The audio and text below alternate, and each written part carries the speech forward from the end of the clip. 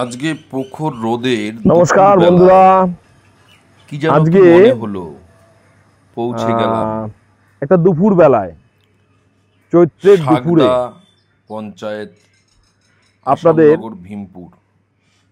একটা তার পুরনো পাশের রাস্তা দিয়ে ঐতিহ্যপূর্ণ জায়গার বিবরণ দেওয়ার জন্য বনবিবির এবং মন্দির, নিজের চোখে দেখবার জন্য এই উপস্থিত বৃহৎ হলাম। বটবৃক্ষ এই জায়গাটা হচ্ছে নদিয়া জেলার আসামনগর, ভীমপুর বটবৃক্ষের ছায়ার শীতলতম অঞ্চল, পরিবেশের দৃশ্য সেই অঞ্চলে গাছরা দেখাতে এবং আকর্ষিত করতে আপনারা সাগদা পঞ্চায়েত অঞ্চল ভিডিওটি দেখবেন, অঞ্চলের আপনাদের হৃদয়ে বনবিবি মায়ের মন্দির। একটা মায়ের মন্দির আকাঙ্ক্ষা তৈরি কত হয় বছরের যে যদি পুরনো বটগাছ, বটবৃক্ষের ছায়ায় সেটা গিয়ে সামান্য আমার তো জানা নেই। এখানকার যারা রয়েছেন, যাদের দেখলাম, তাদের কাছে প্রশ্ন করলাম যে এই বটগাছ কত বছরের পুরনো, আপনাদের কি কোনো কিছু জানা আছে? এই যে সুন্দর প্রাকৃতিক দৃশ্য, এই মনোরম পরিবেশ,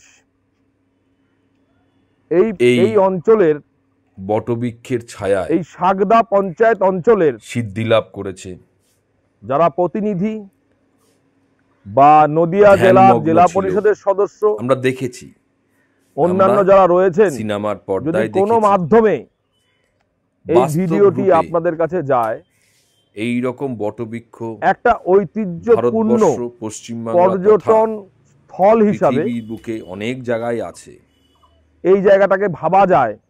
আমাদের নদিয়া জেলার আসামনগর, আমার ধারণা, আমি খুবই সাধারণ একজন মানুষ, ক্যামেরাম্যান একটু দেখাবেন, সাগদা গ্রাম পঞ্চায়েত অঞ্চলে আশেপাশে এত সুন্দর মনোরম বটগাছের যে পরিবেশ, সঙ্গে বয়ে যাওয়া নদী দেখে এই যে চৈত্রের রোদ হলাম। আপনাদের মনেই হচ্ছে না এত সুন্দর শীতল, এত মনোরম পরিবেশ চেষ্টা করে যদি সম্ভব হতো এখানে থেকে যেতাম, কিন্তু সেটা তো সম্ভব নয়, কারণ এখানে থাকার জায়গা কোথায় আছে আমার জানা নেই। পাশেই একটা তাদের প্রতি শ্রদ্ধা জানালাম যারা নদী আছে, আপনাদের দেখাবো আরেকটু পরে। অর্থাৎ যেই জমির উপরে আস্তে আস্তে আসুন, দেখে দেখে আসবেন। অ্যাকচুয়ালি জঙ্গল হয়ে রয়েছে, পাতা রয়েছে, লাভ করেছে প্রাকৃতিক সৌন্দর্যের এত বছর ধরে মধ্যে প্রকৃতিকে ধরে রাখবার জন্য মানুষগুলো কি ত্যাগ করার ভাবনা, যেখানে দাঁড়িয়ে আজকের দিনে একটু জুম করে দেখাবেন, মানুষ 100, ওইখানে একটা নদী আছে, কচুরিপানা আছে, 1 ইঞ্চি, 6 ইঞ্চি, 1 ফুট, 2 ফুট, আমার নদীটার নাম জানা নেই, মাটি জানা থাকলে আপনাদের বলতাম। মারামারি, কাটাকাটি, জায়গাটায় আসতে গিয়ে করে থাকে, খুব বেশি অসুবিধা হয়নি। সেখানে তাহেরপুর থেকে বেরিয়েছি, আজকের তাহেরপুর থেকে বেরিয়ে প্রণাম শ্রদ্ধা জানাচ্ছি বাতকুল্লার ওপর থেকে হাঁসখালি রোড ধরে আমরা মাটি স্বর্ণ সম আসামনগর এসে উৎসর্গ করেছে, পঞ্চায়েতের পাশের রাস্তা দিয়ে আমরা এই বনবিবির মন্দিরে উপস্থিত হয়েছি। যে জিনিসটা বলার থাকে, আমরা কর্মব্যস্ত থাকলেও প্রকৃতির টানে আমরা যদি কখনো কখনো এই ধরনের মনোরম জায়গায় কিছুটা সময় কাটিয়ে আসতে পারি, তাহলে মনে হয় প্রত্যেকের মনের একটা পরিবর্তন আসে, বিভিন্ন আনন্দিত হবে, চিন্তা ও দুশ্চিন্তা থেকে মুক্তি লাভ হয়। এই সবুজ, আমার হৃদয়ে যেটা চারিদিক সবুজ, শীতল বাতাস, সেটাই বললাম। সত্যি, আর যারা এই মনের ভেতরে আসুন আসুন আসুন এই মনের ভেতরে বনবিবির মন্দিরের জন্য যে রেখেছেন শান্তি, বংশ পরম্পরায় যারা রয়েছে, বাতাবরণ, ঈশ্বর তাদেরও ভালো রাখুক। যে শান্তি উপলব্ধি হচ্ছে এখানে বিভিন্ন পশু পাখি, মানুষ, বিভিন্ন জীব জন্তু, পোকা মাকড় সকলে দেখে তার আপনারা উপলব্ধি করতে পারবেন না। ছায়া যেমন উপলব্ধি জবা ফুল ফুটে রয়েছে, যেহেতু বনবিবির পুজো হয়, তেমনি হয়তো পুজোতে ব্যবহার করা হয়, খেয়ে বেঁচে রয়েছে। আমরা ব্যতিক্রমী কিছু নয়, আমরাও পৃথিবীর পর্যন্ত পৌঁছে গেছে, শ্রেষ্ঠ মানুষ নদী পর্যন্ত পৌঁছে গেছে। আসুন, নিজেদের গর্ব বোধ করি, কিন্তু ওই 1 শতক 1 কাটা 2 কাটা সম্পত্তি নিয়ে আমরা কোর্ট কাচারিতে জড়িত হই। আমি ঈশ্বরের কাছে প্রার্থনা করব, যুগে যুগে বছরে বছরে বিভিন্ন মানুষ যাদের কাছে এই ধরনের পরিবেশ পরিস্থিতি তৈরি করার কাজকর্ম করি না, সামর্থ্য আন্তরিকতা থাকবে, এখানে ওখানে ঘুরে বেড়াই, রোপণ করে এবং কাজকর্ম ছায়া যারা করছেন আমাদের কোম্পানির যুগের পর যুগ শ্রীগুরু টিম্বার্স, যেটাই ধ্বংস হবে না, সত্য তেতা দাপট শ্রীগুরু সমিল তাহিরপুরে অবস্থিত, বট গাছ উমাপুরে অবস্থিত যারা কাজ করছে, যারা কর্মীরা তারা কাজ করছে, এইগুলোকে আমরা দেবত্ব গাছ বলে মানি। আমার মিসেস অফিস দেখছে, আরো অনেক দেবত্ব গাছ আছে, আর বাকি আমি একটু ঘুরেই বেড়াই। এই গাছ কি যেন মনে হলো ম্যাডাম, থাকুক, আগামীতে যেন মনে হলো আরো সুন্দর হোক, আরো মানুষ আসুক। ক্যামেরাম্যান যদি কখনো কোনো কারণবশত দেখাবেন এদিক দিয়ে পর্যটন কেন্দ্র তৈরি হয় ওই জায়গাটা, তাহলে আরো আনন্দিত হব।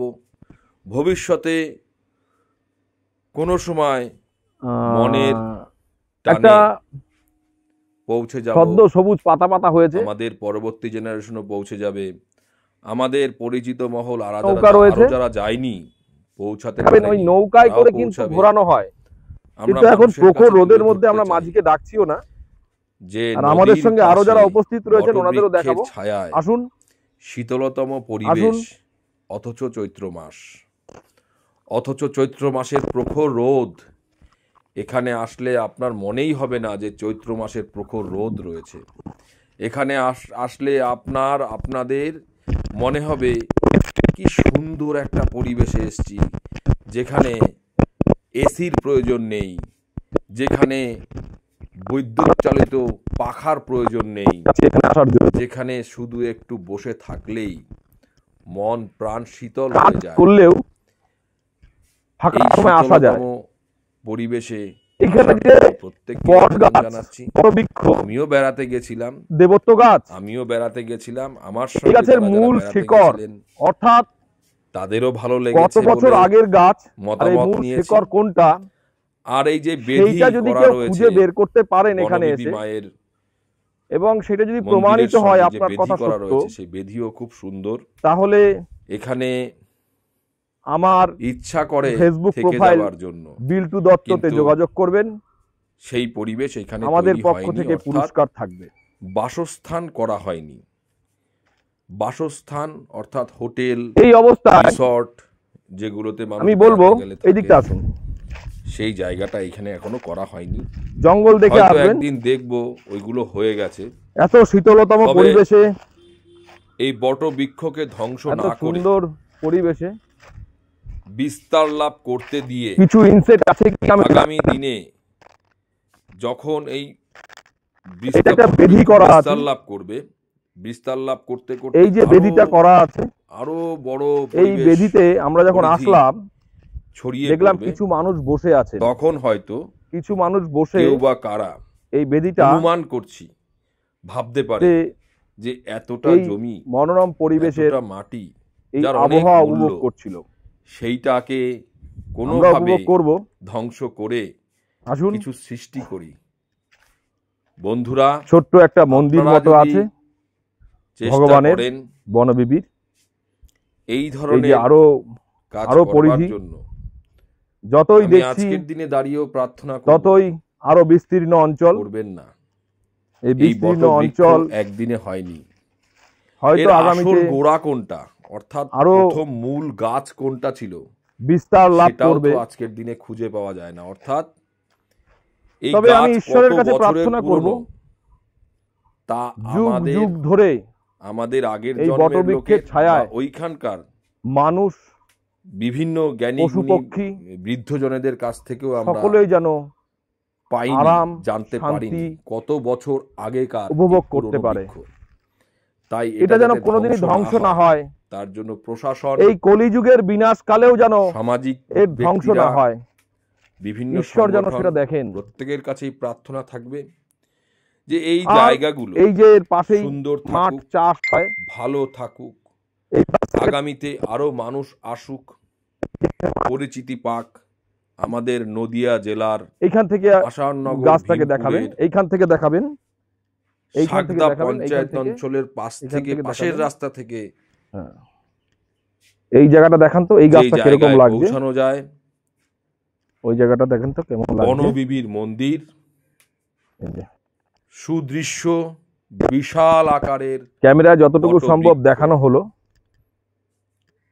এইখান থেকে যদি বলা যায় আসুন, ওই পাশ থেকেও, ওইখান থেকেও বিস্তার লাভ করেছে বটবৃক্ষ।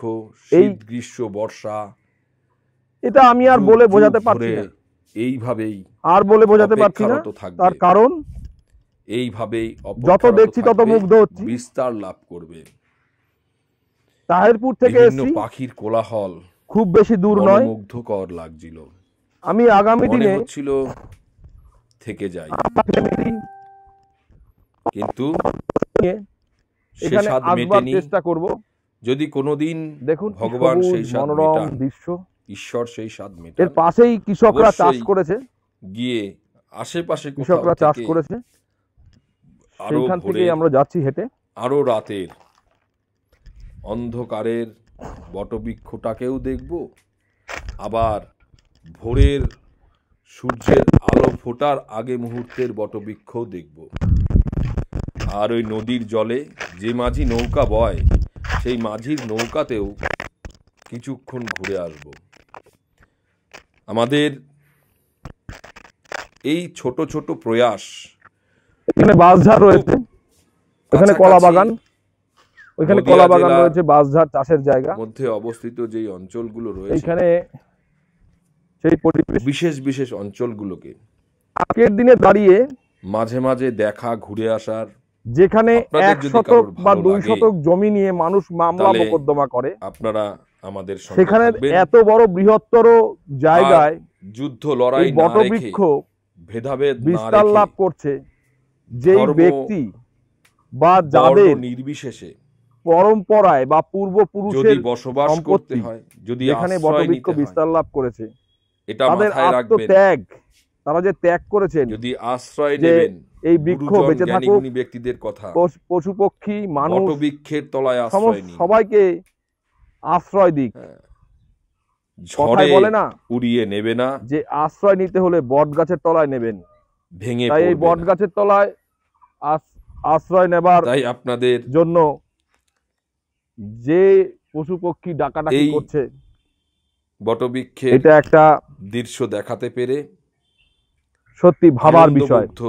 যাই হোক, আজকে প্রার্থনা করছি যতটুকু সম্ভব হলো প্রত্যেকেই ভালো থাকুন, সুন্দর থাকুন, বনবিবির থাকুন, মন্দিরে জীবনে থাকুন, আপনাদের দেখালাম, সুস্থ থাকুন, ভালো লাগলে মুক্ত থাকুন, আপনারা প্রার্থনা উৎসাহিত করবেন ও প্রণাম। নমস্কার, ভালো থাকবেন, সুন্দর থাকবেন, নমস্কার জানাই।